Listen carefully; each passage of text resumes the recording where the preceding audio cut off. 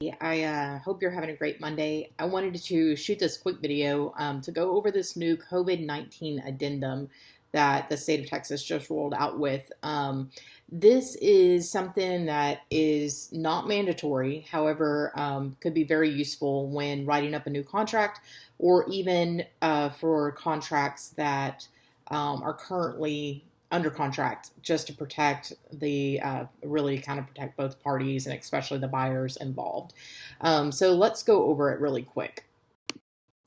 So you'll see that there's three different paragraphs here. Basically, from my understanding, what this says is that paragraph A says that the contract date will be extended up to 30 days if the parties are quarantined, or if closing can't happen on time, then this addendum allows the contract closing date to be extended up to 30 days. If for some reason, like let's say they put us in lockdown and the title companies are closed, or the buyer or seller is quarantined, if any party of the contract, if they're not able to close for some reason, then it can automatically be extended up to 30 days. The other thing, let's see, it says right here, it says the 30-day extension under the addendum is available if the delay in closing is due to a quarantine or closure that affects the buyer, seller, or other service provider, including but not limited to the title company, lender, inspector, appraiser. So if the contract can't be fulfilled and closed due to those reasons, then it can be extended up to 30 days. And it says by providing notice to the other party. So if we needed to extend the closing, then we would need to put an amendment in place as normal to extend. However, this is given us a right to do that without the other party coming back and saying, no, we won't extend. And then paragraph B says, buyer and seller agree, notwithstanding that the buyer may have removed their financing contingency, that if buyer is not able to fund on their loan and close due to the buyer's loss of income from COVID-19 related issues, either party may terminate the contract and the earnest money will be refunded to the buyer. So with this paragraph is saying that even if we move past that third party loan approval date, then they could still, like, let's say they lose their job or their hours are dramatically reduced, cutting their income, and therefore now they no longer are approved for that loan, then they're able to go ahead and terminate the contract and get their earnest money back. The buyer is.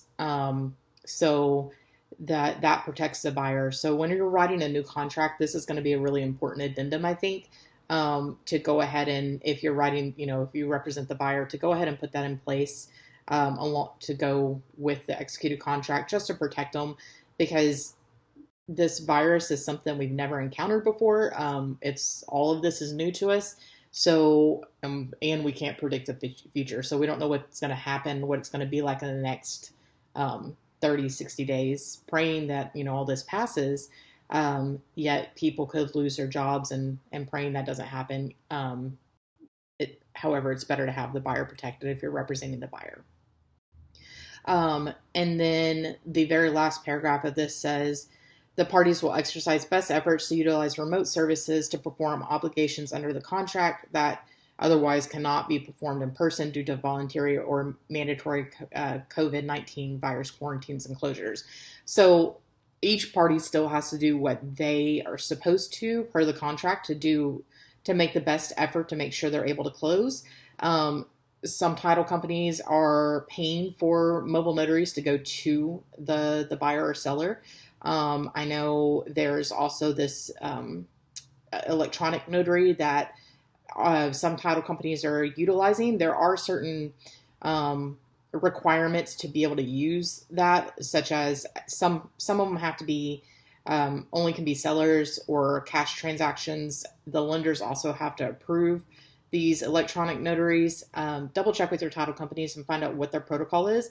And then also, this is something I'm doing as I'm speaking with title companies. I'm finding out what their protocol is during this virus, and I have to also just check in with them more regularly about, has their protocol changed? Because as things may happen where we could possibly, be in a say, I forget what they call it, shelter in place, pretty much on lockdown. That may change how real estate is done and protocols.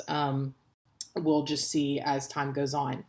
But going back to this addendum, like I said, this is really important, I think, for new contracts if you're representing the buyer to go ahead and utilize this if possible. It does have to be agreed on by the buyer and seller. So if one party doesn't agree to this addendum, then it's not something that's mandatory. So it doesn't have to be used. And down here, just as the contract says, buyers and sellers are advised to consult an attorney before signing. Texas Real Estate Commission rules prohibit real estate license holders from giving any legal advice.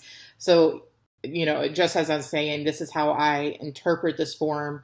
If a buyer or seller should contact their attorney if they feel they need to, versus actually giving, like, we're not attorneys, so we're not giving them actual legal advice on this.